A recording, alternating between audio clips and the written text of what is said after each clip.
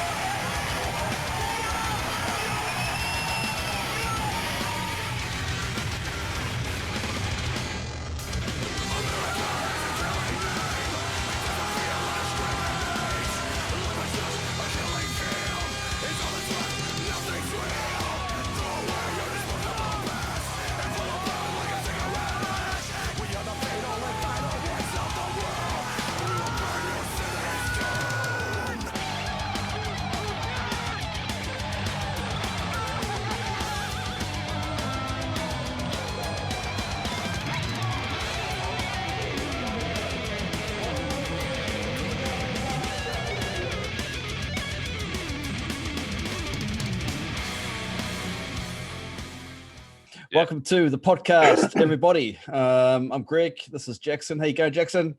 Yeah, great. Thank you, sir. How are you? Awesome. I'm very, very good. It is an absolute honor and a privilege to have the legend himself, Andy Bolton. Andy, thanks for joining us. No problem, mate. You're welcome. Excellent. I must admit, Jackson and I are a little bit starstruck. You've been around the traps a bit.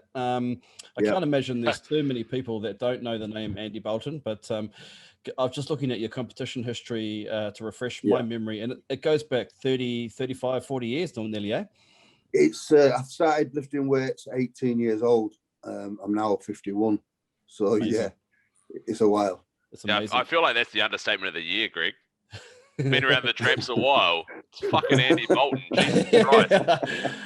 It's amazing. We don't get too many people that have lasted the distance, eh? From lifting from the late 80s. Andy, was it the late 80s that you started?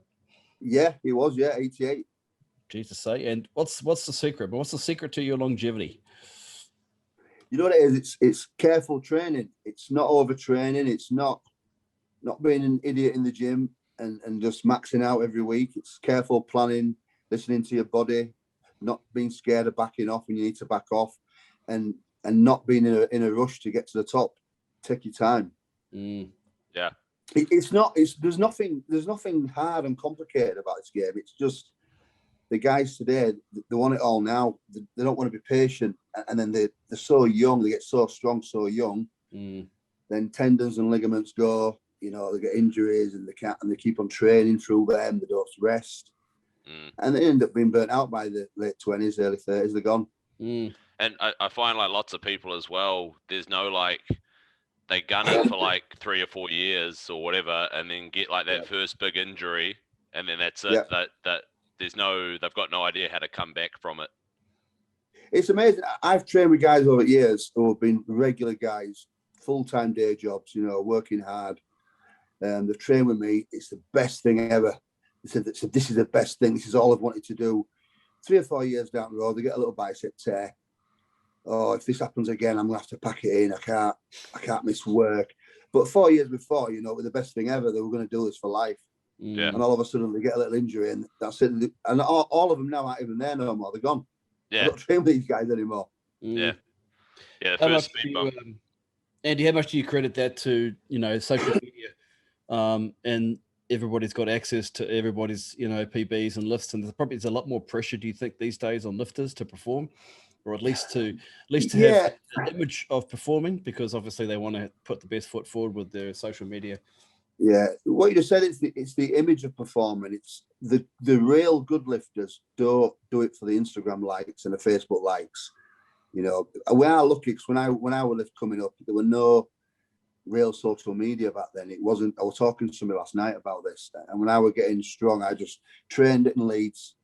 Me and Dave beat, you'd go abroad once or twice a year, lift, we'd beat everybody, then disappear for 6 months. And I'd got competitions in America, the Arnold, and nobody knew what sort of shape I were in, because there were no videos to be posted. I wasn't posting anything. I'd just go over there, and they'd always be asking me, "What are you strong? You know, what are you going to do today?" I should wait and see. But I was always in good shape when I went away. Yeah, I didn't overtrain. Today, I've got a lot of friends and lifters who they're training now. They wouldn't normally train because of Instagram. You know, these guys have trained with me over the past, and they know how to train properly. But all of a sudden, they're doing things that they would never do. I never showed them to do. Yeah, because of Instagram and Facebook likes, you know. Yeah, got to keep the fans happy. Yeah, I don't do it for that, to be honest. It's for me. It's always been for me. Nobody else. Go for the wins. Well, yeah, because if you win a competition, it's down there forever. You know, world records, wins. That's what counts. Instagram, it'll come and go. Yeah. Yeah. Yep. Yes, Andy, you're probably best known for being the first man to deadlift 1,000 pounds. Now that was what, 2000 and was it 2005? 2006. 2006. Yeah. And it's worth noting that was at the end of a 3-lift meet, so it wasn't an exhibition. Yeah, always. Yeah. I always deadlifted at the end of a meet. I class myself as a powerlifter. I wasn't just a deadlifter. So I always did the big squat, the big bench, and then at the end, whatever I had to do to win or to break world records, I'd do at the end of a full meet. Here's a doozer for you, Andy. Can you train as a powerlifter and call yourself a powerlifter if you don't compete? It's a tough one, isn't it? Yeah, this is a Jackson. We had this discussion last time, and I said no, because it's you go down to the park, you kick a fucking football around. You're not a footballer. Yeah. I think if to be called a powerlifter, you need to at least have one competition behind your belt. Otherwise, all you're doing is training. You're just training. You're just training the lifts. You're not a powerlifter. Or working out. If you've got no goal, you're just working out. Yeah, because how many people squat, bench, and deadlift in gyms? Yeah, well, not that many. Not that many, to be honest. They fucking use machines. No. But it's it's one of those things. I mean, 1,000 pounds is fucking ludicrous, just to put it bluntly, on a deadlift or just on anything. That's ridiculous. Yeah. And you were doing that back in 2006. Yeah. I mean, everyone remembers you for that. I think you were also the first man to squat 1,200. I wasn't the first man, no. It was done a couple of times before me. But okay, so first 5.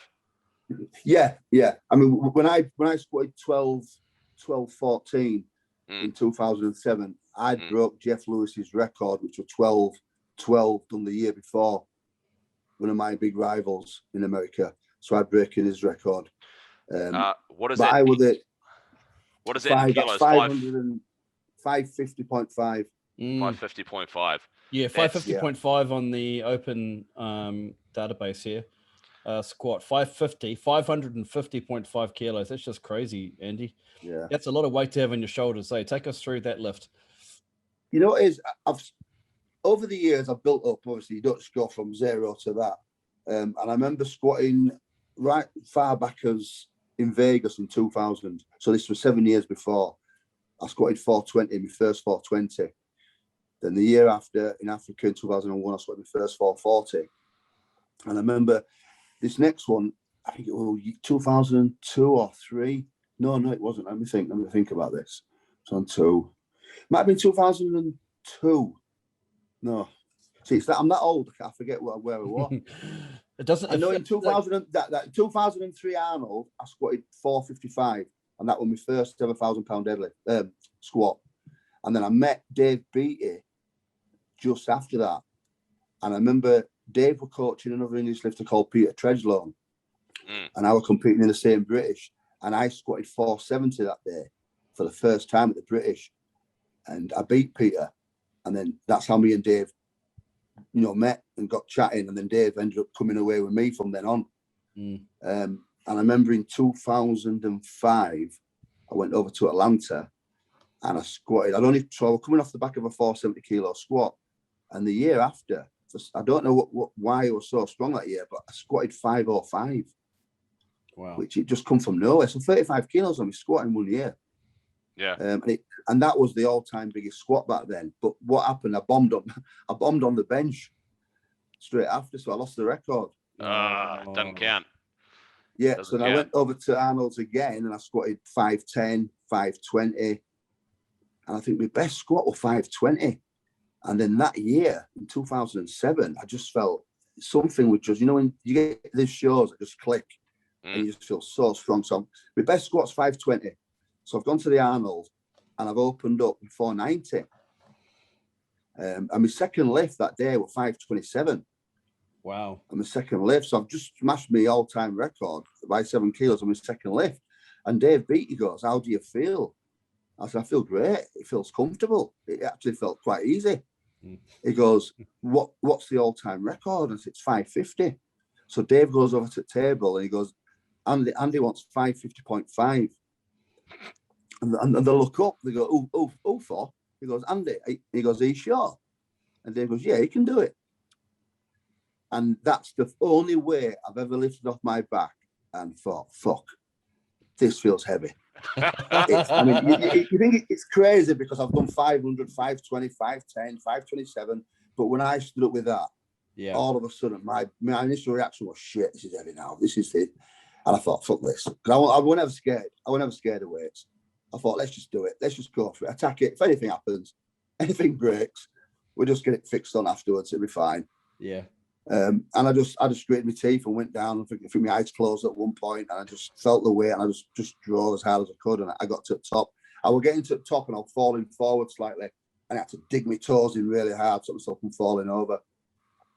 And then there were Gordon Santini, the head judge. I saw him in front of me screaming, and his hands up like this. So all I had to do was lock out. And as soon as I locked my knees, it racked straight away, and I just fell into the rack, went forward. Shit. It's a great video. I never squatted that again ever. You're only going to do it once. So no fear, no fear of the weight at all. You can't have fear when you're lifting these sort of weights. You can't be scared. If any little part of you're scared, you shouldn't be doing it. Don't do it.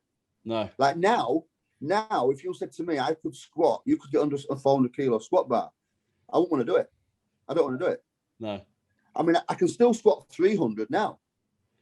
Jeez. But 300 to 400 to 500, it's a different game. Yeah.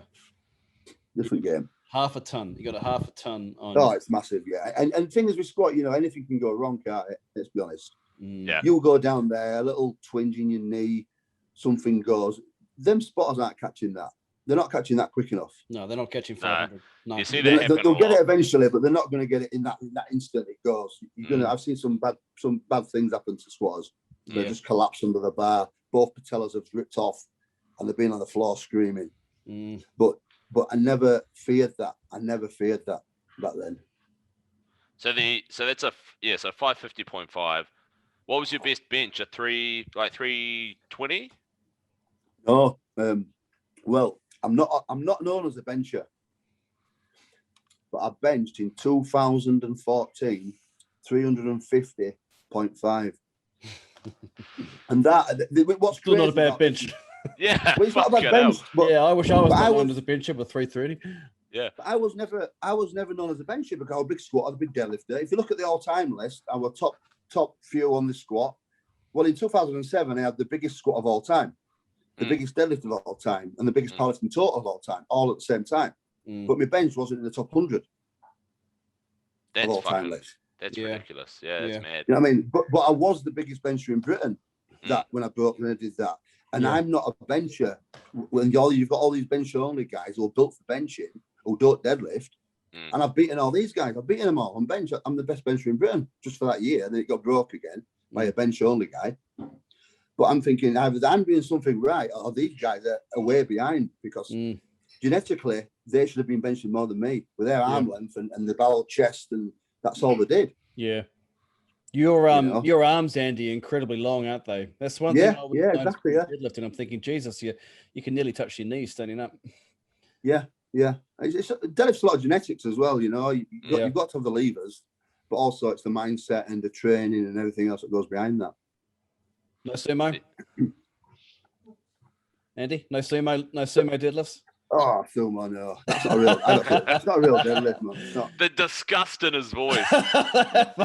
You know, the thing is with sumo today, it's impressive because it's allowed in powerlifting, so it is a lift. But when I see some of the people doing it and the range of motions are like this. Yeah, it's insane, isn't it? You know what I mean? They're going that far out, the levers are that long, and it's a tiny little range. I mean, if you were to, one of my friends said to me, if you get a sumo lifter who's lifting like that range, why don't you, if you put us guys who are conventional on blocks, so we're pulling the same range of motion, and compare numbers then. Yeah, I know levers. I've got longer arms than somebody who like Dave Beatty, you know. Yeah, poor bastard. He's a good presser, a good squatter, a great squatter, but he's never going to be a great deadlifter because he's not born to them levers. So there's that side of it. But I think sumo, I don't know, you know, when something just doesn't sit right. I see it and I'm impressed by it, but I scan through it pretty quick. But if I see a conventional puller without straps pulling a conventional deadlift heavy deadlift, I respect that and I'll comment on that. Yeah. Well, the thing is, you know, you watch somebody grind up a conventional deadlift and you're talking 3, 4, 5 seconds worth of screaming and yelling and hollering. And then you watch someone who does a sumo deadlift and it's over in a second because they just pop. They can just pop. It's either pop. Doesn't have the same kind of feel about it, does it? In terms of the sumo is either it's a pop up or it's a not move. There's no fight. There's no fight in a sumo. It's I mean, I'm a traditional powerlifter. I was brought up from 18-year-old, met a group of powerlifters, IPF world champion guys, you know, travel the world with IPF. They taught me powerlifting. Yeah. So to me, it's always been conventional. We've always trained conventional. I didn't know anything about sumo until later on.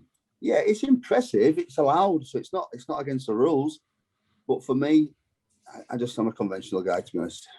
It's one of powerlifting's, I wouldn't call it embarrassments, but one of those kind of moments in the sport that we just kind of like shake our heads and say, well, it's in the rule book, isn't it? So yeah, it's allowed. It's like those arches that you see some of those young Russian girls doing, and the arch, and they're literally like this, and the bar moves that much, and you just have to, you know, it's in the rule book. So you know, who are we? That's it. It's not illegal. The lifters are doing nothing wrong. It's not there, but and all they're doing is training to the rules. You know, you can't knock them for that. No, exactly. And it's allowed. So why wouldn't you do it? But as me as a lifter, coming from that generation I did in 80s, starting in 80s, I'm not a fan of sumo. Not a fan of sumo. Take us back. Greeks, I was going to say, Greg's just mad that those little Russians are benching more than him. He's getting outbenched by a Russian girl. Yeah, well, our arm length is about the same, but yeah, that's where it ends in terms of the similarities. Andy, take us back to the 80s. Take us back to powerlifting in the UK in the 80s. What was the landscape like? In powerlifting, I think it were, well, to be honest, I started training. I didn't start training in the gym till 88, so I was 18. But I didn't start my powerlifting journey till 20. Because when I started at 18 in gyms, they were all the heavy duty spit and sawdust gyms. There were no pure gym. There were no these exercises for less. There were none of these big chains there's now. It were like a back street gym. I walked up 2 flights of stairs. There were buckets everywhere catching raindrops. There were holes in the floor, you know, and you went in there and you were old school bodybuilding, guys with crop tops. Everybody were training hard. There were no mobile phones. There were nobody chatting on the phone. You went into a gym to train hard. And I started bodybuilding. Yeah, I started bodybuilding first because I didn't know any powerlifters. I didn't know what powerlifting was. Never heard of powerlifting. And I used to read bodybuilding books as a kid. So I got into bodybuilding first, trained for 2 years, and then I competed in bodybuilding. And during that prep for that bodybuilding, that diet, there were a group of powerlifters who were starting to train in the gym. And they'd come up and they'd chat to me and they'd see me training, saying I was strong. I should join them. You should forget this bodybuilding and come and train with us. You don't look well. He goes, you don't look well sat on that bike for an hour. You know, you're drained. Yeah. You see me training in gym. I mean, I pulled 260 deadlift the first time I walked into a gym. Wow. You know, and I squatted 200 for 23 reps and stuff like that. But I was strong, and these guys had seen me do this stuff. So I'll just let him do his bodybuilding first, and then we'll get hold of him. So I competed in bodybuilding. Got third in a British qualifier, just missed qualifying for British by 1 spot. But when I looked at pictures and the diet afterwards, I was realistic. I'm never going to be Mr. Olympia. Thick waist. I've not got massive biceps. I had a good back, strong legs, you know. So you might get second at the Olympia. You might just get second at the Olympia. You might just get second at the Olympia. Second, only second. Yeah. I don't want to come second in anything. This is that would have been around the time that Dorian was training as well. Did you bump into him? Yeah. Well, I ended up so from 80s. Then I met these about just before I was 20. They got me into powerlifting, showed me everything. I started competing powerlifting, and it just boomed from there. But what happened is, there were me and my training partner for bodybuilding. They come over to us, and he was stronger than me back then. This kid was stronger than me. And they said to us, these powerlifters, do you want to come and train with us? And he asked us both, me and my friend Trevor. And he goes, no, I'm going to stay to bodybuilding. I said, well, I'm going to give it a go, Trevor, because I'm not loving this bodybuilding dieting, and I'm not loving it. I don't think anyone does love it.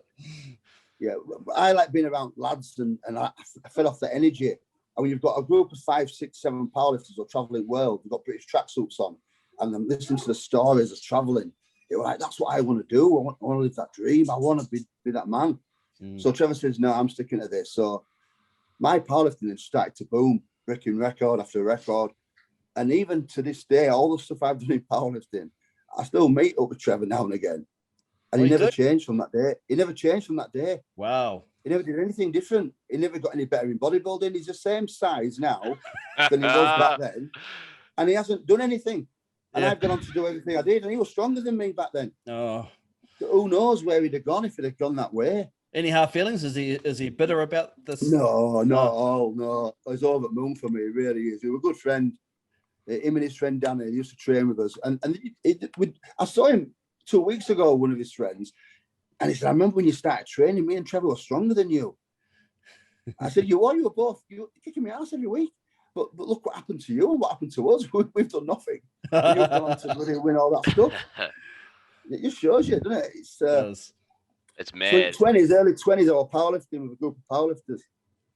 Brian Reynolds, Dave Carter, Sam Watt, and all these guys were some of the greats, you know. And we had a great team. And we all just progressed with the sport as it went on like that. So you went. I've told that 260 deadlift story to I've lost count of how many people. The fact that you pulled a 260 deadlift first time deadlifting, that's fucking ridiculous. Like, well, what's crazy though about this? I did 260 first. I didn't know, and this was a guy called Tony I used to train with. He used to deadlift all the time, and I asked him, "Can I join in with you?" And he goes, "Yeah." I didn't know him, but I didn't know what we're doing in the gym. You see, I had no idea. I'd never trained in a gym before. And he goes, "Yeah, I'm going to do some deadlifts." I said, "Okay, well, I don't know what they are, but I'll just follow what you do." And I ended up pulling 260. It wasn't the prettiest deadlift, you know, a lot of back and stiff-legged, but I was just strong. But then after meeting them powerlifters, later on, they've invited me to this charity thing, open air charity thing. It was like an ITV telethon for kids charity. So, do you want to come along, Andy, and just do a deadlift on stage? So I didn't know these guys then. I'd just see me at gym training, and they just come along. So I went along, and they got me up on stage in to do some lifting. So I'd done 260, and not long after that, I got up on this stage, and they kept on putting weights on this bar. I said, "Andy, have a go at that." I pulled it. Next one, I pulled it. It turns out I've just pulled 300 kilos. Wow. I had no idea. I mean, see, 300 kilos to me, now I know what it means. I know what it feels like. Back then, I had no idea. I didn't know what 300 kilos meant. Is that good? Is that good? I don't know. You know, so it escalated very quickly. My first powerlifting competition, I pulled 335. My first competition I ever did. That's great. So it just, and then I pulled 340, 360, and it just kept on going up and up and up. Andy, I've heard you talk about, and it was a really interesting point. When as soon as you said it, I thought you're absolutely right. But of the three lifts, the deadlift's the only one that you're never ready for, because you know you unrack the squat, you can feel the weight, you know what you're in for. It's the same with the bench press. You unrack that bench, you can feel the weight before anything happens. The deadlift, you've just got to go and pick it up, and you don't know what's going on until that weight is coming off the floor or not coming off the floor. Yeah, it's all in the head. Deadlift's all in the mind. Your body can adjust to a big squat and a big bench. You can adjust to it, and you can get your head around it a little bit. You've got a few seconds to actually, okay, this is heavy, this is light. A deadlift, you're walking up to that bar. The only thing beating you is your head as you're looking at that bar thinking, shit, this is going to be heavy. How do you know it's going to be heavy? You haven't lifted it yet. Yeah. And that's what separates, I believe, the great deadlifters from the not so good deadlifters, because they get psyched out before they're going to try it. I've seen so many people walk up to the bar. To the bar.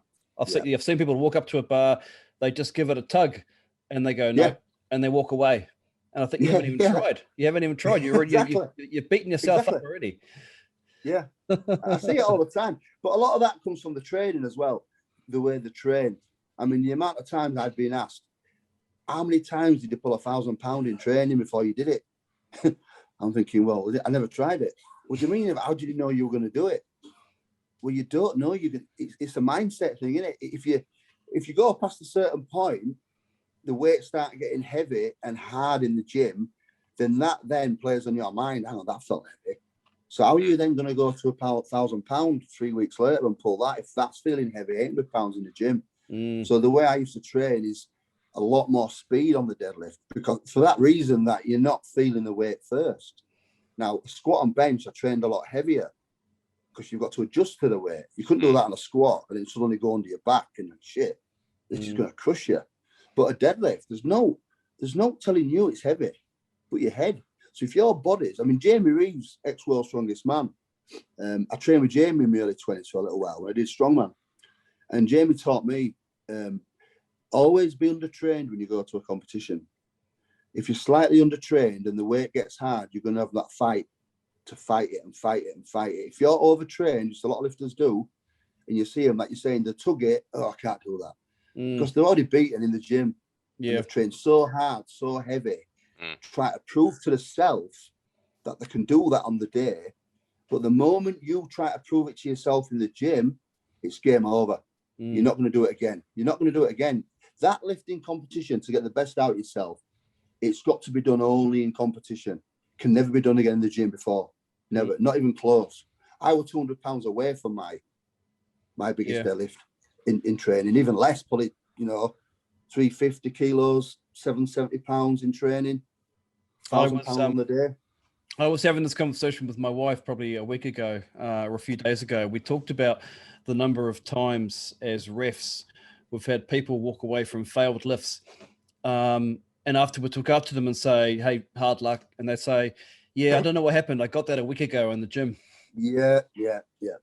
And that's Exactly. straight away. I'm like, okay, yeah, yeah. But you know, yeah. If you do that once, and then you learn from that's fine, because we all do something like that now and again when you're starting out. But when they do that again and again and again, then it's just not meant to be, is it? No. If they can't get their head around that, it's just not. It's telling them something. You know, if you can do it, you're strong enough to do this, but you're not. It's the timing that's off. That's all. It's the timing. So like you say, so before that, again, this is another story I love telling people. So before you pulled that 1,000 pounds, first time ever, your heaviest pull in the gym was 800 pounds. I want to say that's from less. What we talked about. 770. So 350 for what? Double or something, or a single? Three reps. Three reps. So 350 for a triple in the gym, and then goes and pulls 455. Yeah. But the thing is, as well, when people hear that, I think, but that's like 100 kilos more. But that when I pulled the 350, I think it was 3 weeks out from the competition. But what they don't see, I've talked about it a lot. There's some people think, so you never train heavy? No, I did train heavy off season. I mean, I did a double or triple at 400 kilos from a 2-inch board. Yeah. Off season, but that work that's the off season work, and that 400 kilo pull was done about 8 to 10 weeks away from the competition. So much earlier. So I'm working on my weaknesses. I'm getting used to the load in my hands, and my body's getting used to that load. But that'll stop 8 to 10 weeks. My weak point was just mid shin below that knee. If it got just above that, I could lock it out. Very strong lockout. So I'd work all my pulls off a 2-inch board, so it would just slightly raise the bar. Yeah. But it sat in that dead spot for me, which that were harder pull than the floor for me. So that shows me it's the weakness. If I can only pull 400 there, but 455 from the floor, I had very strong legs. So the lower down it goes to the floor, the more leg drive I can get. So the faster it moves to go through that sticking point. But when you take that leg drive out at the bottom in a few inches, now it becomes a hard movement. It's all hamstring, lower back. You know, it becomes hard for me. So I worked on my weaknesses, and I train low boards all the time in the session, all the way up to 10 weeks out. But then what I do low boards first. Then straight after that, I'd always do 3 sets of 3 on the floor with a 200 kilos, 220, just to keep the movement off the floor. Because when you're training partials all the time and you don't train the floor, when you come back to training the floor, it feels like you're doing a deficit. It feels foreign. So you've got to keep, you've got to keep that going. Not heavy weights, just to keep the movement going, so you don't forget the movement, the pattern of it. So then I did that 10 weeks out, 400. Then I dropped right back to 180 from the floor, do some speed, and let my body recover 10 weeks out. Then I progress in jumps, 200. Can't remember what I went up to, 250, 280, 310. You know, it's in 350. Yeah. The ultimate 3 weeks out. So I did the 400. I deloaded with a right low weights and built slowly up. As I was building up, my body recovering, and the speed. So the strength's already there. My grip's there. I know my body's strong. So all it is now is fine tuning and having the confidence to go into that competition, believing you can do this. Now you've put the work in. My legs were strong. I mean, I was squatting. What 2007? I was squatting over 500 kilos back then. You know, I was leg pressing 500-600 kilos for sets of 20s with no knee sleeves on or anything. So my legs were strong. So I knew I could pull the deadlift. I knew my grip was strong. So then you just got to believe, and you go there. I was fresh. I knew I was going to pull it. There wasn't a doubt in my mind I was going to pull that out of there. If I had not pulled that, I'd have been shocked. You know, when all those stars align, and you just know. I went there. I wasn't even nervous. I was like, I'm going to do this. It's just a matter of time. Just get me on that platform and I can pull it. Not a problem. So you knew that even after a 500 kilo squat, you still had that pull in you. Yeah. Yeah. I think the biggest pull I did after squatting big. I mean, I didn't squat 500 the day I pulled 1,000. But I remember squatting. I had a bit of an IT band problem that day, the 1,000-pound deadlift. So I think I squatted 350. I think I squatted a raw 350 just in wraps. But then I went on to bench 320 straight after. And if anybody knows about bench and deadlift, bench doesn't help you deadlift because you're squeezing the bar so tight and your lower back arching. All them things aren't good for a deadlift straight after because you burn out your grip by squeezing the bar. Yeah. So I squatted bench 320 first, and I arched, get this big arch, my back. I come off there, and I felt my back a little bit, and then I went on to pull 1,000. So I didn't sacrifice the bench or the squat for the deadlift because that's all I knew. I was a powerlifter all the way through. I never did deadlift only. Nah. You know, so that's all I knew. So I went to be a powerlifter. What would have happened, Andy, if you'd done, because Benny followed you and bet the record, but he came in with a deadlift only. So yeah. About that. What if you'd done the same? Where do you think you would have ended up if you'd done deadlift only? You ever think about that? If I'd have trained deadlift only for long enough time, I reckon that was just my cat.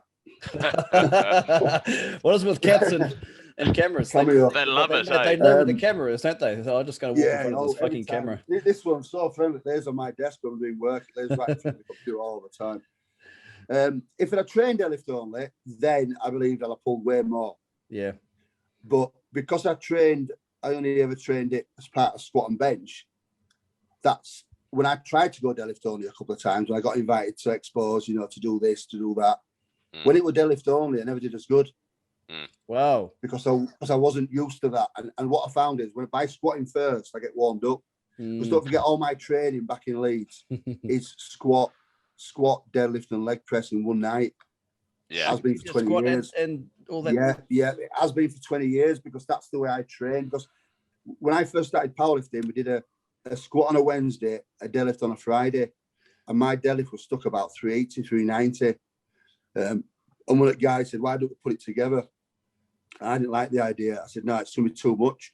Yeah, but I mean, we powerlifters, we've got to compete like that anyway. So why not get ready like that? So it was 6-7 weeks, and these guys had left me now. They'd left.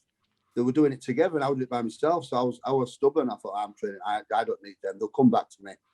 Anyway, they didn't. They started getting stronger.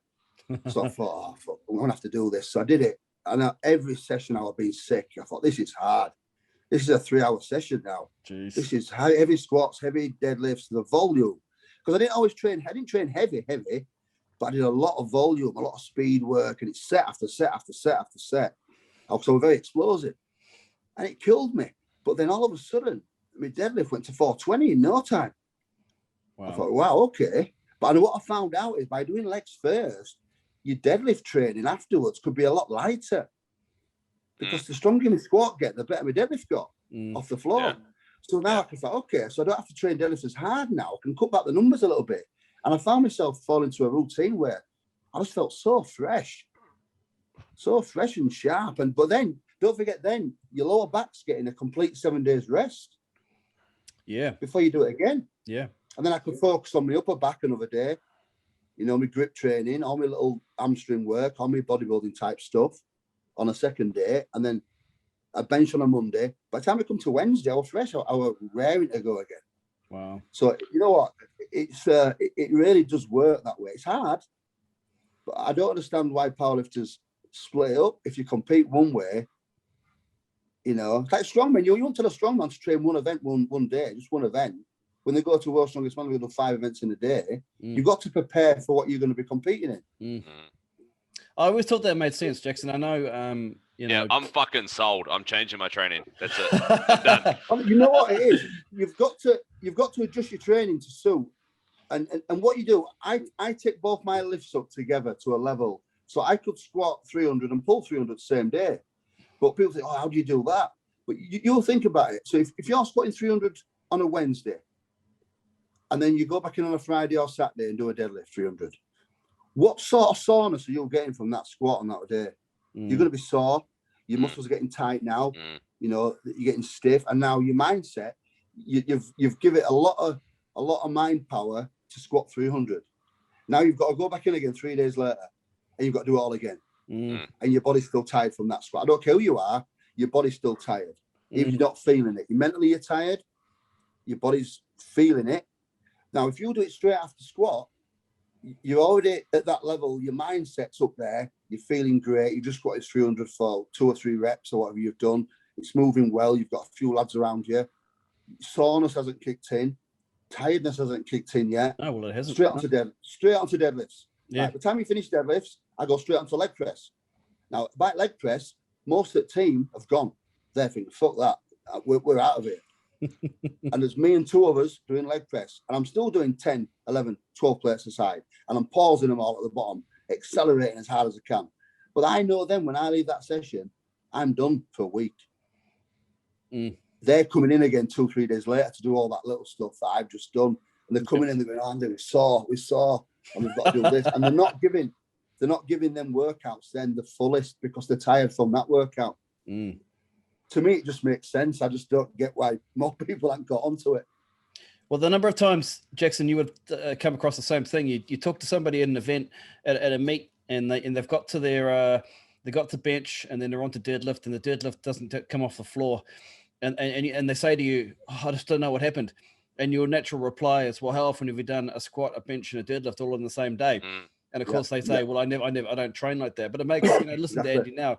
There's a certain amount of logic that goes into doing all 3 lifts in a row. Well, at least 2 of them in a row, because that's what the squat is, isn't it? It's a squat, bench, and a deadlift. Yeah, of course it is. Fitness. I mean, the thing with that is as well that a lot of powerlifters are fucking lazy, so they don't do any accessory work. So they'll squat and then go home. They'll deadlift and then go home. And so then when it does come to meet day, well, they've got a couple of good lifts in them. They lie down for a bench, and then that's it. So I've done that before. I've done that. Yeah, before. A lot of people do it, and when it opened my eyes, I thought that's what everybody did. Because I was younger. You train a certain way. There's not a lot of social media around, so you think, oh, everybody does the same thing. When I went to the Arnolds, and I started to realise just how different my training was to theirs. Listening to stories about these guys who spend 4 or 5 hours just squatting, and they're talking between sets, having some food, doing a bit more. And I'm thinking, but then we all squatted together. And also these guys opened on squat way too heavy. And they'd barely get it. And I'd open like 40, 50 kilos lighter than them and make it go down, boom, quick. They'd be like straining. They might get red lights, borderline. They'd go again. So say I opened at 460, 470. They'd open at 505, 510. Mine would be easy. Theirs would be tough. And if they got it, they might go up another 5 or 10. Well, I'd jump up another 30, boom, 490, 500. Then I could jump up again, another 10, 20, 30 kilos. So it turns out I was squatting more than him. Like after 3 lifts, my squat was bigger than theirs.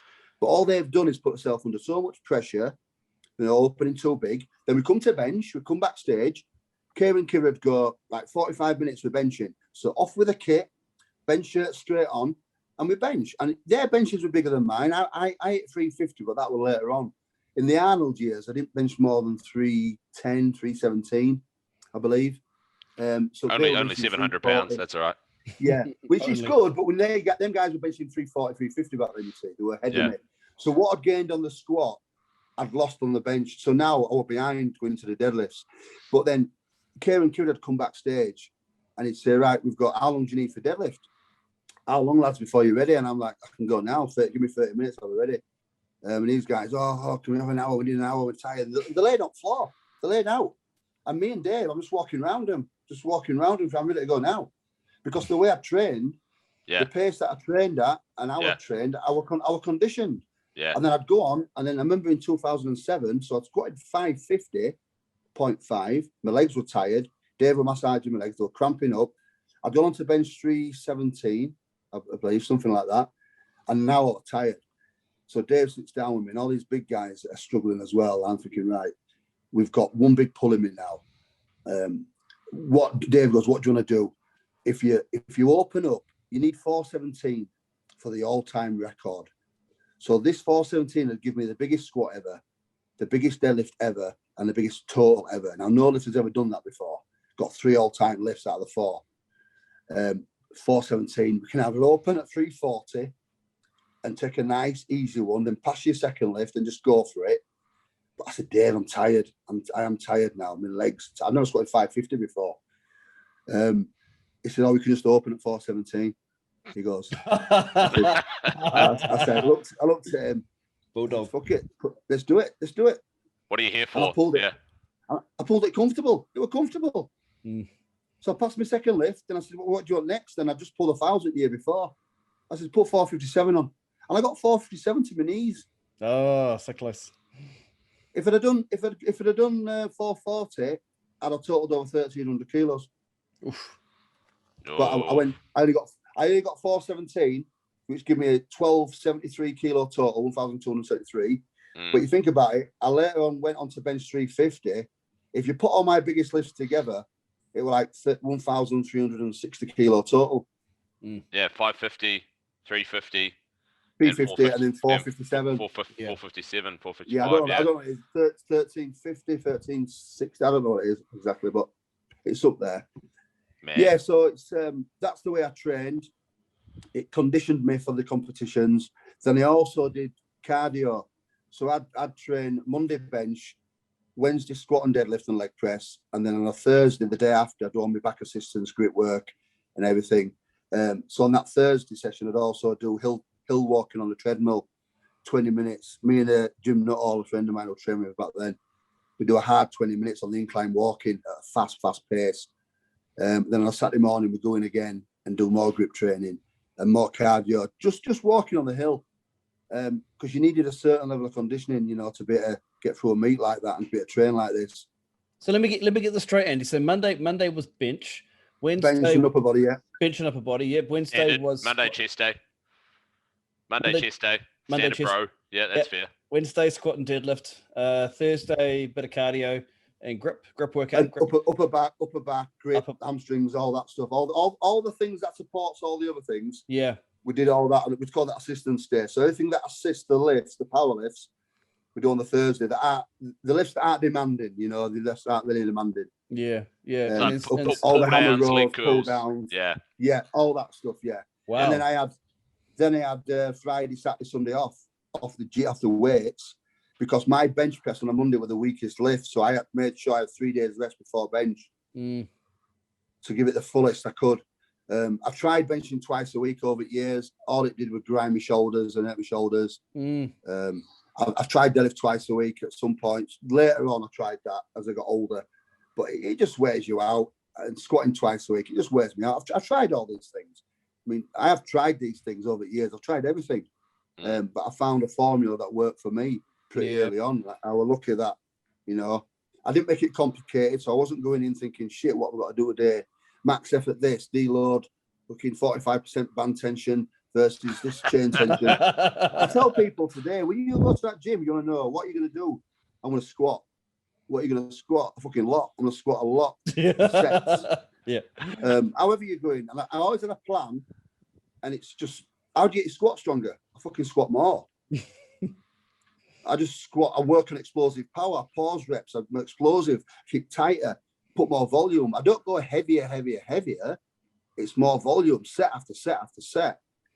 And then I figure out, what are my weaknesses? Right, if I'm weak there. See, a squat to me, nothing's really going to help the squat that you do apart from squatting. What helps the squat, really? I mean, fucking squat. I just learned to squat properly. Good technique.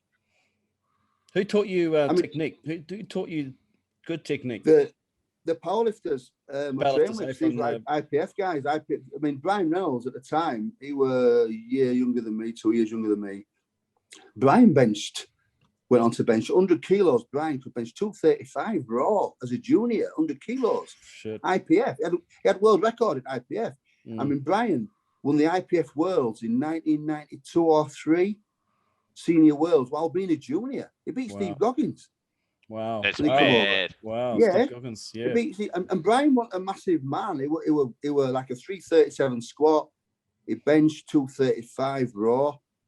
And he pulled 370 at 100 kilos. Wow. Completely drug free. IPO. Then what are you doing, Jackson? Hey, what are you doing, mate? I'm fucking around. That's what I'm doing. You're pussing around, buddy. You haven't seen this. I'm fucking taking notes. Andy, all I did then, what I used to do is, because I trained with these guys and they were good, the cycling were very basic, but what I did, I sort of studied everything and tried to make everything better. And then when I went to America, started competing abroad, the stuff I'd learned, I always ask questions and find out why they're doing that. I don't know what he's doing. I want to know why he's doing it. And if okay, I'll always be listening to opinions of other people. I don't care what level you're at. If you can tell me, you know, and I think this would work for you, and I say, well, why? Why do you think that? And if you can tell me why you think it'd work, and I think, okay, yeah, that makes sense. I'll try it. I'm not against. I don't think I'm better than anybody else in that way. I'm always open to ideas. But these guys were good, but technically in the programming were a little bit off sometimes. They relied on genetics. So what I did when I went to America, I'd come back with all these little tips from top guys and ask all these questions, and I'd bring it back to our team and I'll pass it on to them. Then they'd see me, what I was doing, so they follow what I was doing, and we all got better as a team. What did you learn? What did you learn off the Americans, Andy? Well, not a lot to do with getting stronger, because I was stronger than them. It's just I don't know. Like in early years, like especially with bench shirts, how to use the bench shirt, because I was way behind on that. Bill Crawford showed me a lot on bench shirts and how to put them. And I was benching in a bench shirt like a raw lifter would, but with a bench shirt, it's a different technique. You've got to work with the shirt, not against the shirt. Same with knee wrapping. They showed me how to cross the wraps. I was just putting a wrap on, like putting it around in circles. But they learned to zigzag, zigzag sort of like just little, I can't remember a lot, but just little things. It wasn't like not major, because our training was good back then. You would have been you would have bumped into the West Side boys, I assume, at some point. Yeah. Well, I competed against all them guys, all the time. Yeah. What were they like? Were they accommodating, or they were like, no, fuck you? No, you know what it is? They were great guys. I got on with everybody. I mean, I remember going to big shows in America. I'd always walk. We didn't mix before the shows. I just kept me and Dave would keep ourselves to ourselves. The day of the show, I'd go into a warm room. I'd walk around everybody, shake their hand, all the best, Then me and Dave would go into a chair in a corner, towel over my head. He'd keep everybody away from me. Nobody would talk to me. Afterwards, we'd chat. We'd be at bar together, drinking, swapping stories, laughing, joking. Yeah, there were no bad feelings at all with any of them. I got on well with them. There were not one lifter that I didn't get on with. I mean, me and Steve Goggins become good friends. Me and Gary Frank, me and Donnie Thompson, Bowmore. I talk to all of them. I'm not. No, we get on. We get on great. Did and there was an opportunity at some point. Did Louis Simmons ever say that you could have come there, you could have spent some time at his gym, and he would have put some extra pounds on your lifts, eh? Yeah, he did. He asked me. I can't remember when it was now. 2003, 2004. He asked me to come over to Westside and put me up, look after me. But at the time, my lifts were bigger than theirs. I were beating his lifters. I mean, the only one who were pushing me at the time, Gary Franks, were like a step above me all the time. But Gary wasn't a Westside guy. He trained by himself wherever he lived. I can't remember where he lived, but the Westside guys, I were battling with them, but I were beating a lot of them. I could out squat them. I could out pull them by quite a bit. They had a better bench than me, but I think that was just technique. But overall, in total, I were beating the Westside guys. So I was young, I was strong, and I thought I'm better than that. I can beat the guys. So then I remember talking. Not many people can say that. Thinking, but Andy Bolton can. Yeah, if I go to Westside, what can I gain from them?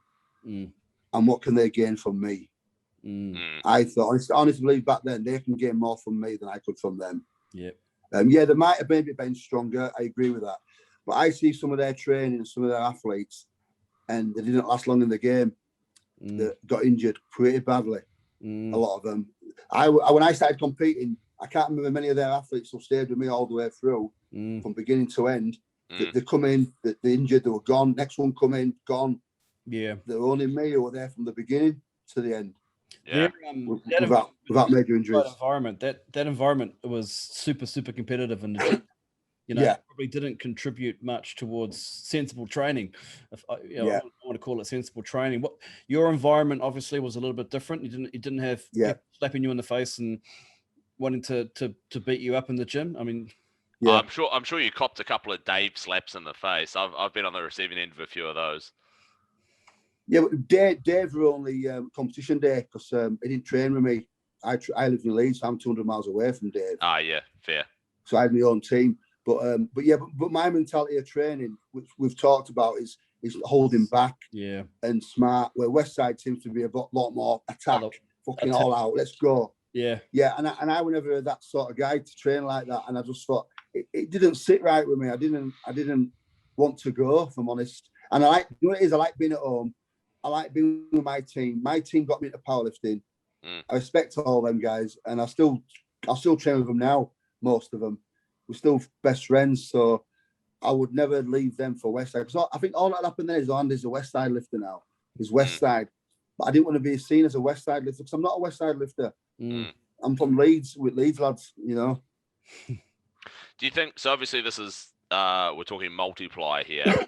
So like, when I look back at multiply videos and stuff, you know, you see you, Donnie Thompson, we've had Greg Panora on. I really enjoy watching those videos because there's no question on your squats. You know what I mean? They're good benches, obviously good deadlifts. There's you can't really question that too much. But what do you think multiply will ever come back, or have they gone too far the other way? No, I don't think it'll come back. I think what it is back then, when I started lifting in 1990 in powerlifting, it was raw lifting. Bench shirts were just starting to come in. So powerlifting was moving equipped. It was raw. It started off raw, you know, in 70s and 80s and all that. It was raw lifting. All the greats, Kazmaier, they were all raw lifters. There wasn't equipped back then. And when I started, it was just saw the end of the raw time and equipment started to be made. Remember, we used to call them, they were called blast shirts back then, like a bench shirt. It was like a tight bloody t-shirt. It wasn't like it is today. And then we started putting them on, experimenting, trying to train with them, because competitions were becoming equipped competitions now. That's what it was. There was no raw lifting anymore. It was moving into that equipped. So you either lifted with the equipment or you come last, because there were no divisions. There were no separated. There were no, you go there, we go there. It was one federation. So we moved, the suits got better. We adapted to that, and I moved up. And I went with the powerlifting the way it went. I didn't decide to go one. Like today, you can go one or the other. Back then, it was one way. So I went, and there were only two federations back then. There were WPC, non-drug tested, and IPF, drug tested. So you either went that way or that way. So I started one way, then I moved that way. So we got to better bench shirts, better this, moved on. And it peaked in 2007. I think it's when it peaked, WPO. When I won that then, that year. And then that got taken out of the Arnold. Something was said, I don't know what happened, about drugs, and somebody fell out with somebody, and it got moved out of there. It stopped, and then they introduced drug-free powerlifting then. I think I did Worlds. I went on to lift again in 2009 in Miami, I believe, or 8. But it wasn't the same then. It was starting to decline a little bit. But then then I think Raw, I'm not sure what year Raw set up, but Raw lifters started coming in. 2013. Yeah, 2013. Is that what it was? Yeah, right, okay. That was when they swapped over. I remember I started in, I started powerlifting end of 2010.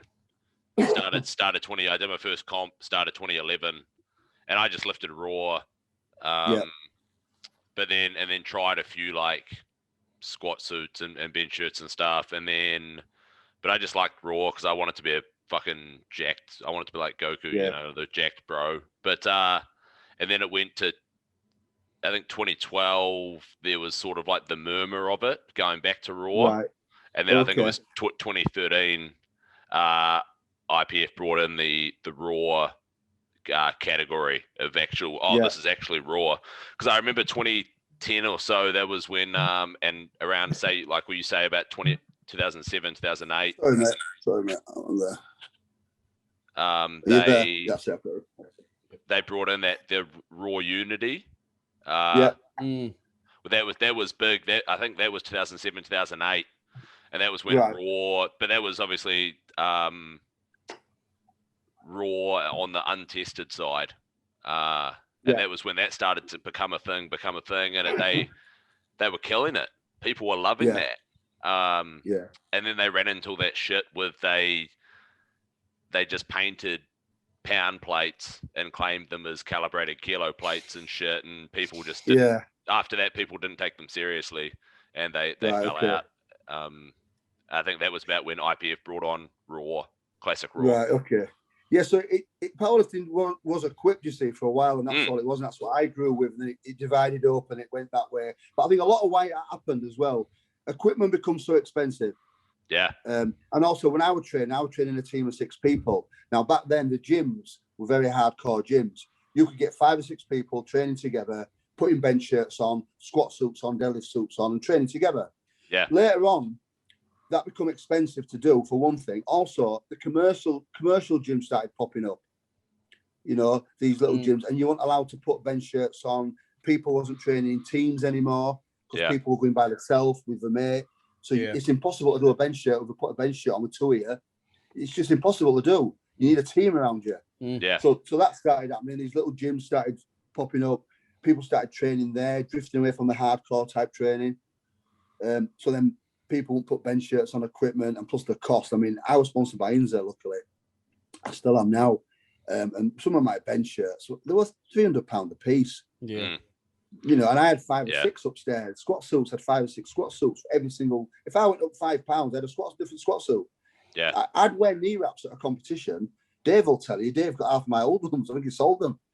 I'd put a knee wrap on. I'd wear one knee wrap for each lift on the platform. Yeah, brand new set. Tight. He'd put it on, chuck it to the side. Next one, chuck it to the side. Third attempt, chuck it to the side. He'd say to me, "What do you do with these wraps? If you do what you want, take them. I don't want them. I've used them. I used them once." Done. Because I was getting 50 pairs sent from Inza every time I competed. Wow. Yeah. Yeah, it's a big barrier to entry for like a newbie looking at getting into powerlifting. They're like, absolutely. Oh, sweet. All right, there's Andy Bolton. Yeah, I want to be like him. Oh, fuck, hang on. I've got to spend about 3,000 pounds, you know, a comp. But I would have spent that money, sponsorship or not. It wasn't because of the sponsorship why I got there. I mean, I would have spent that money. I'd have just been more careful with my equipment. I would have given them away after, I think. But that's why. But now it's sort of gone away from that into raw lifting now, and then now equipment's starting to come back a little bit. But I just think now raw lifting is the main powerlifting now. It's raw lifting. Yeah. Equipment to me is died. It died back then when we were doing it. Yeah. That was powerlifting. Now I see raw lifting as powerlifting. Yeah. Equipped, if you want to do equipped, still do equipped. But you haven't got the competition in equipped lifting today because most of the top guys are raw. Yeah. So if you're going to be the best, you're not really the best, are you? You're doing a sport that not really a lot of people are doing anymore. I think that's probably one of the biggest barriers is that there's just not enough competition for equipped lifters. It's not. No. And I can't think of any equipped only meets anywhere in the world, Jackson. Have you? No. Well, there's WPO still doing them, aren't they? Oh, WPO. Yeah, they're doing a few. They come and go. But to be honest, they still have their last one. Did you see their last meet they did last year, year before? Do you see that? Yeah, they had like 15 lifters, and it was pretty. Some of the judging was pretty yeah, bad. that's what I'm saying. The squats were like, I don't think I saw a fucking squat that was in, and there was you're not talking like this. You're talking like that sort of high. Yeah, and it's like you look. I'm an equipped lifter, and I've done some high squats in my years. It happens, but it's down to the judges to fail you this shit. You know, and the lifters will squat to what you tell him to do. If the judge says no lift, after time, then lifters are going to get their asses down to get lifts in. Yeah. The judge controls everything, not the lifter. I don't blame the lifters. I've squatted high because me and Dave have been at competitions, and Dave said to me, Andy, that they're passing lifts fucking 2 inches high here. Don't sink it down if they're going to give you a lift. Don't waste the gas, But I always guess why not, eh? Why not? Yeah, I always squatted like I squatted though, because I tried to get down, and I did. I mean, I've done some high squats, we all have. But I tried on the most to get down as that deep as I could because I was taught by IPF guys. And they said to me, it's better to do a lighter squat and come second, but people look at your squat and go, that's a fucking good squat. Yeah. Not the guy who beats you. Yeah, but that was shit. It might have beat you, Andy, but it was 5 inches high. Yeah. You don't get respect for that. You don't get respect for that. Yeah. We had a guy on here a few weeks ago, Andrew Herbert, and he's renowned for he turned down a lift subsequent after watching the video. He said, I'm not accepting this. I squatted high, take away that placing. I think it's pretty rare. You wouldn't come across that normally, but you don't, because I don't think it's that lifters won't do that. If lifters look back on it, I mean, I look back at my old videos, some of them, and I see a squat and I cringe. I can't even watch it. I thought, fucking hell, that was terrible. That was high. I remember squatting against Donny Thompson in 2005 in Finland. This is the same year that Benny broke my record, pulled me, but he didn't squat or bench, you see, he just waited. And I squatted 520 that day. And I remember squatting 520 and I had my feet far too wide. I remember squatting down and shaking. I'm thinking, fuck me, I'm going to fall over. This is going to hurt. Anyway, I must have squatted that high. I knew I squatted high. And I got to the top and I thought, shit. I walked off. Everyone started clapping. What the fuck? White lights. I'm like, I looked at Dave. I'm like, what the fuck? He just says, he's like, I don't know. Fuck it, take it. And you know what I mean? That was just unbelievable. It was like, and I beat Donny Thompson that day. But I beat him, but it wasn't, to me, it wasn't a victory. It was like, okay, no, that squat was shit. I shouldn't have been given that. It was terrible. I mean, but that's the judges, because I was becoming the big thing back in 2005. That's the year before I pulled the £1,000. You know, I was the new boy in WPO in 2002, and I was slowly getting better. And it seems like lifters become in favour for a while, and then next one comes along. And I was that guy for them 5-6 years that I was hot. Everyone wanted me at their shows.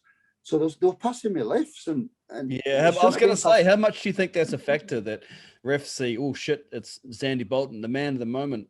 I'm not going to red light Andy Bolton. Yeah. It is. You get it. You get it. You do. You get it. Yeah. I don't want that. I want that to be honest with me. If it's high, fail me. Because I'm one, I'll go away and work hard and I'll come back and squat even deeper next time. It don't piss me off. I mean, that 550, I got comments off IPF lifters for that, saying, you know what, that's one of the best equipped lift squats we've ever seen. I could see me trying to get down. I'm not cutting it high. I'm really giving it everything to get down there. Yeah. No, well, you know that. And it will bang on. It will bang on that point. It will bang on that level. Yeah. No one's going to take you seriously if you've got a high pass squat. No. You can't. It's a joke, really, isn't it? It's killing the equipped lifting. That's the problem. Yeah, 100%. Raw's just taking off. It's and I mean, they're not doing themselves any favors. They're like, oh well, fuck it, we'll just get bigger numbers, and then people will like us. But then they just pass them higher, you know. And it just. But raw. I mean, I've seen some raw lifting with bad judge calls. Oh, 100%. Oh yeah. Yeah, bad calls, because it's getting to a level now where it's the limit of what a person can squat, bench, and deadlift. Let's be honest. Well, not so much deadlift, because it's a different deadlifts. But squatting, so all they do now is squat a little bit higher, get a few more kilos, a little bit higher. I've seen some raw squats lately, and they've been terrible. And they get white lights, and it's like, what the fuck? But people are cheering and clapping around them, like it's fucking who do you follow now, Andy? Do you obviously still follow powerlifting? And do you have any favourite lifters and those you? I tell you, I do like. I messaged a couple of times after the lifts. Daniel Bell. Yep. I messaged him twice when he broke the record. I messaged him because I was really, really impressed all the way through. I was impressed with his squat, everything. Beautiful, and he messaged me back with a little chat. Nice guy. Then I messaged Petrus when he broke it. Yeah. Again, he's a nice guy as well. I've got another one. I thought you've got to give respect where it's due. You know, these guys are fucking unbelievable. Yeah. I mean, humble. They're not far off totaling what I was totaling in equipment in 2007. You know what I mean? It's crazy. And then when Daniel Bell took it back again, I messaged him again. It impresses me. Yeah, people who impress me, I will message them and fucking like I'm amazed. It is. I know what it takes to get to that level. How much sacrifice you need and what you need to put in. But apart from that, I don't know. I just don't. I mean, there's a few good there's that Jamal Browner, you know, the big deadlifter. Yeah. He's an amazing. That kid is so strong. He's deadlift, but the thing is with him, where I don't understand, he does a sumo lift, which is fine. It's allowed, but he uses straps. It's a sumo with straps. So he's pulled 470 sumo with straps, right? And my thing behind this, where does that fit in to the sport of powerlifting or strongman? Yeah, it doesn't, because you can't sumo on strongman. It's just, you can't do sumo in strongman, so that doesn't mean anything. You can't compete like that in strongman. Yeah. And it doesn't fit into powerlifting because you can't use straps. And he can't hold that weight without straps. It's good for Instagram. It's good for Instagram. He's dropping 420s. It's 420s, I think he's pulled 441s, but now he seems to have problems losing his grip all the time. Yeah, I've heard you mention, Andy. Yeah, you've never used straps. You didn't use straps in training, did you? Yeah, not until it got heavier, right? Or just not at all? No, I never used straps on deadlifts ever. Wow. The only time I ever used straps is in 2014 when I got a call from Giants Live to compete in the World Deadlift Championships, with the strongmen. Yeah. So then you'll see some videos of me using straps for deadlifting because I was training for that event with straps. But I never loved straps. And I always pulled out a line. Pulling double over to me is a different line to pulling mixed. You can sit 100%. Further back with mixed grip. It's more, I don't know. I'm not comfortable with that position with straps. And I pulled 420, but I was 2014, 15. I was 44, 45. I was end of my career then. I was going to retire the year before that. I'd done. And then I got a call from Darren Giants Live. We're going to get all the best deadlifters in the world together. Do you want to come? I said, well, I can't say no to this because, what I mean? It's, but I mean, I knew I wanted to be best. I mean, Eddie Hall were coming through then. He was on his rise. I thought Bjornsson were there. These guys were younger than me, but just to be there as part of it all. Yeah. It was an experience. You wouldn't say no. I couldn't turn it down, but realistically, I should have been done before then. And then I wouldn't have had all that illnesses that come later on with kidneys and everything. So tell us about that, Andy, because you've been through dialysis and a kidney transplant. Yeah. Well, I got put on dialysis October 2015. Now, I always, through all my lifting at my strongest years, I never abused the drugs, lifting. Always I worked with somebody, Brian Batcheldor, who kept me on the right track. Always had time off, small amounts off season, 4 week on, 3 weeks off, all the time, minimum amounts. Only ever pushing it up 6 weeks, 7 weeks before competition. So 7 weeks before, but we'll also fly out the week before. So it was 7 weeks out, but really it was 6 weeks on it because I'd never take anything over there with me. Yeah. So all that were fine. Then when I'd come off, I'd always stay off it for a while. Levels were fine, didn't have high blood pressure.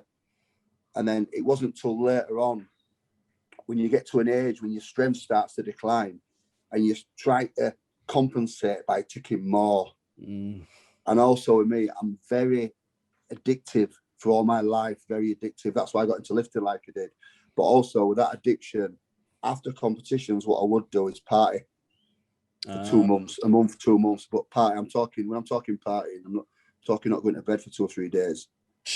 But what I have the ability to do, that's the way I released from all that stress, lifting. But then once I got back into training, that'd stop. And I get back to, so it never affected me lifting.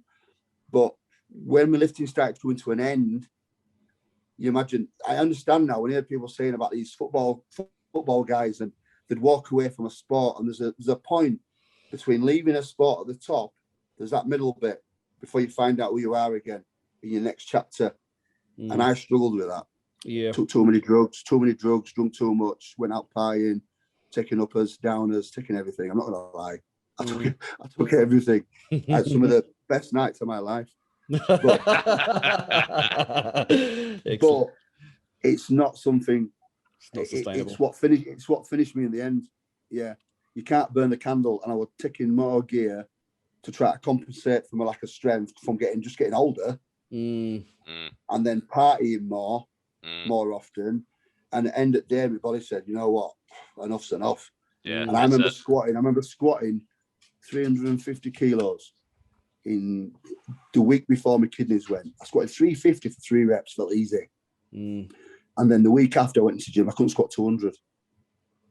It's just like somebody had just put the brakes on. So someone was pushing me down. And I said to the lad, something's not right here. I went on to my wife. I said, something's wrong. Badly wrong. I mean, 200 felt like 500, 550. I think 550 felt fucking easier than that 200 that night. And I went to hospital and he kept me there for ages in his clinic.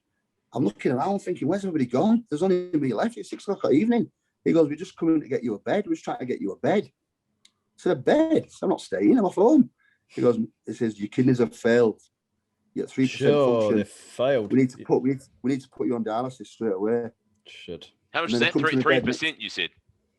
Yeah, 3%. So the week before, squatting 350, it just must have gone fucking down. That's it. Got me on dialysis next day. No sign, other than the squat that you couldn't do, there was no. Yeah.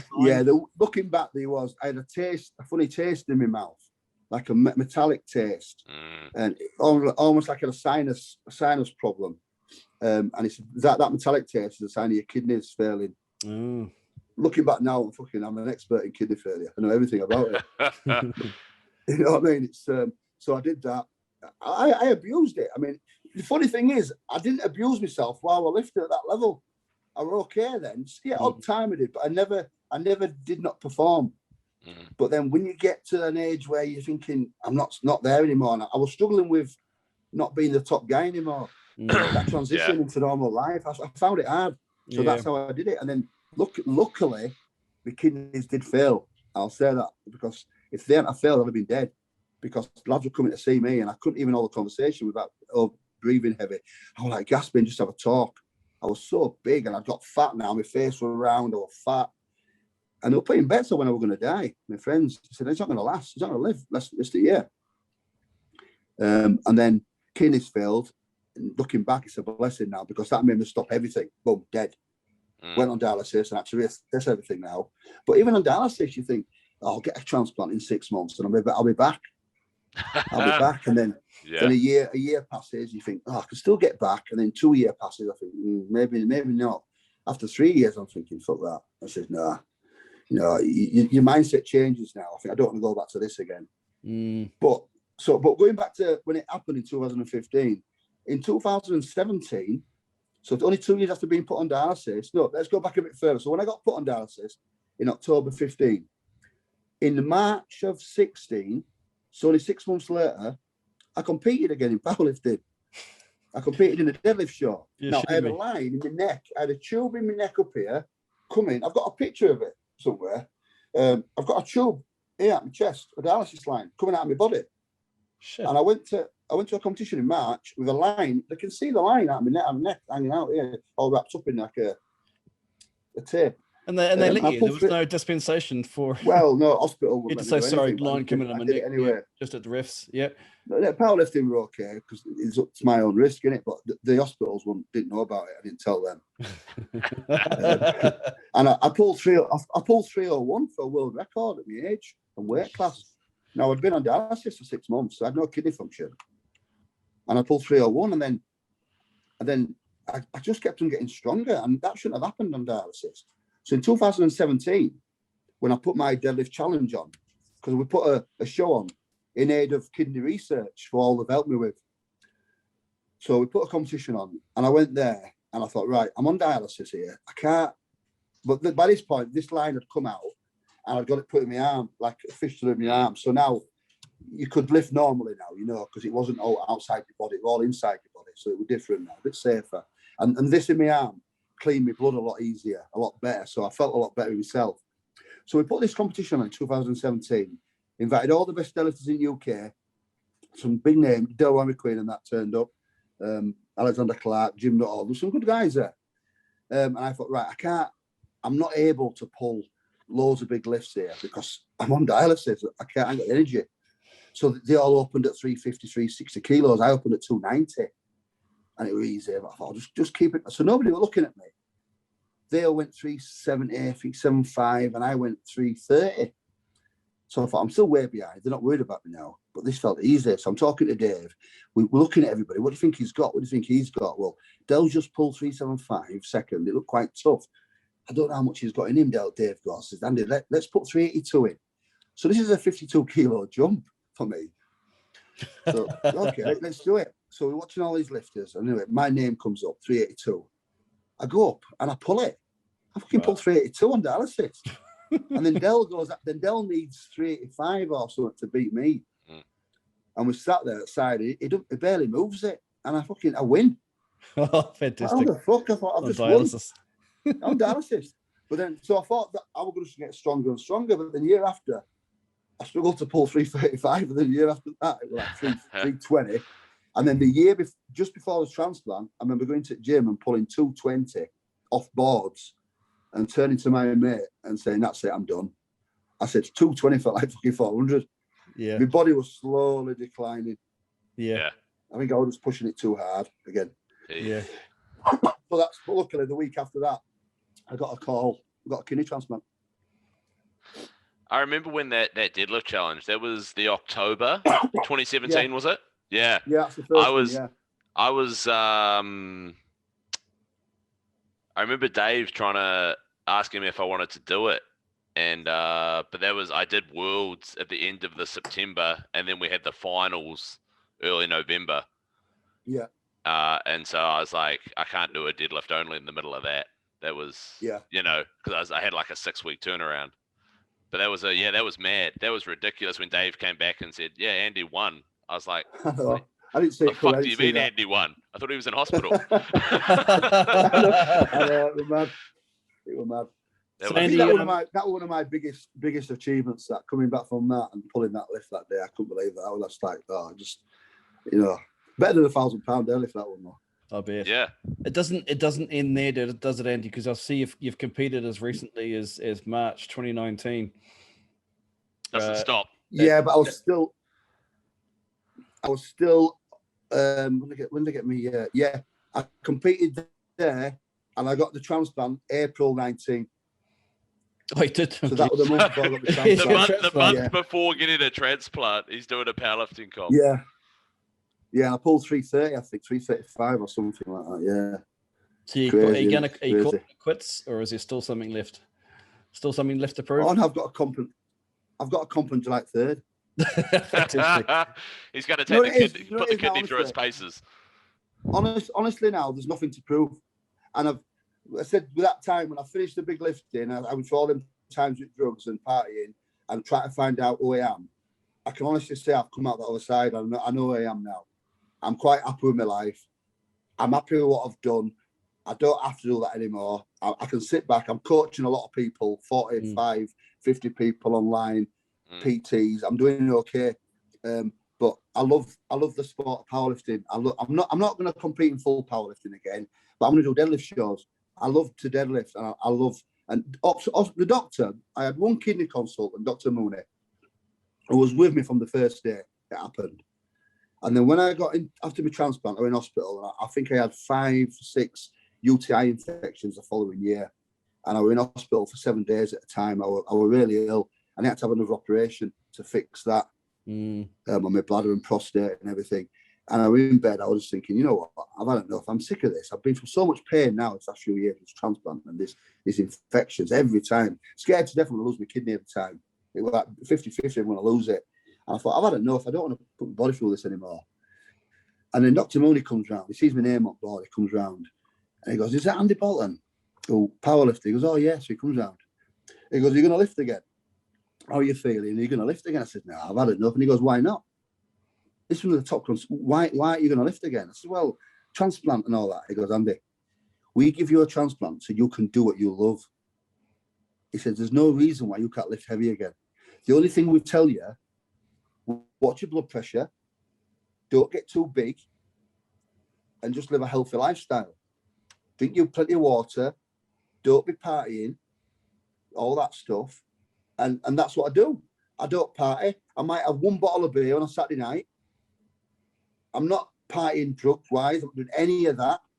I'm eating well. I'm 120 kilos. I've got a perfect diet. My kidney function 3 weeks ago was 67%. Nice. It's as good as it can be. Yeah. It's as good as it can be. Every result is perfect. Doctors have looked at it. He says, whatever you're doing, keep on doing. And now I'm training hard. I'm still training hard, but I've always trained smart anyway. I'm not one to grind my body into the ground. I know when to back off, when to push. I'm not squatting the huge numbers. I'm doing a lot of cardio. I'm doing a lot of walking. I've got a bike upstairs, online Swift racing. I do a lot of cardio. My heart rate's like 52 at rest. Blood pressure's in 120s, over 70s. So health-wise, I'm really looking after it. Better shape than me. I have pulled. It hasn't come out yet, so I have pulled on deadlift in last 6 months, I won't tell you the exact number, but I've pulled over 300 kilos for reps in last 6 months. Excellent. I'm going to put these videos out going from next week after this lockdown ends, but I have pulled over 300 for reps. There you go, folks. And I've repped over 270 kilo squat for reps as well. Always is done raw, just in belt and wraps. No soups or anything. I quit, Jackson. I mean, this is going to come out on the 19th. So that's fine. Yeah, so those videos will be out. I reckon I'm just going to put my call out. So obviously this is recorded before. I reckon it's 320. I reckon it's 700 pounds or so for like a triple. Yeah, he's not going to tell you. Okay. No, I was going to say, am I close? Am I close? Yeah. Well, I'll tell you what I did.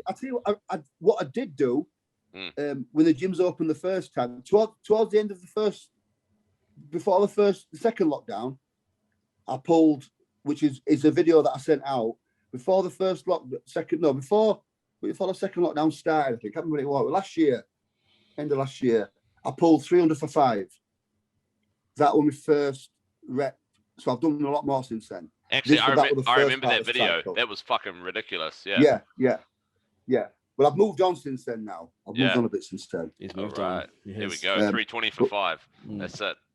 But what it is, the all-time record by a 50-plus-year-old is 370, Nick Best. Oh. So that record will go this year. 100%. Very nice. There you go. All right. Yeah, you've heard it here, folks. It's not if it goes. It's when it goes. By how much? When it goes. It's a by how much will it doesn't go? matter. You know what? I'll just do 370.5. Don't do that, Andy. Don't do that. Blow it out the water. Make it convincing. Fucking chip it. Make it convincing. Although I don't think too many people would be beating that in a hurry. So yeah. Andy, how do people reach you? Dave Beatty believes I can pull 410 again anyway, but we'll see. Andy, how do people find you for coaching, your books, everything to do with Andy Bolton? AndyBoltonStrength.com, the website. You can get me on any social media, Andy Bolton 1003, Instagram, Facebook. That's it, really. I'm not. If you put my name in social media, you're gonna find me. You're gonna find me. Just send me a message, and then I can send you to the website. And on the website, there's all the books, custom training plans, PT sessions. There's everything on there. Fantastic.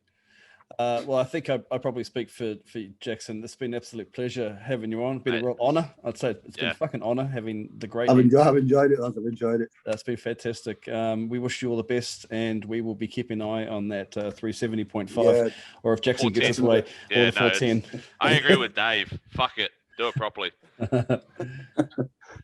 All right, Andy. Thanks for your time, buddy. Right, enjoy the rest of your day. It's been an absolute pleasure. Thank you. Yeah, thank you very much. See you later. See ya. Bye-bye.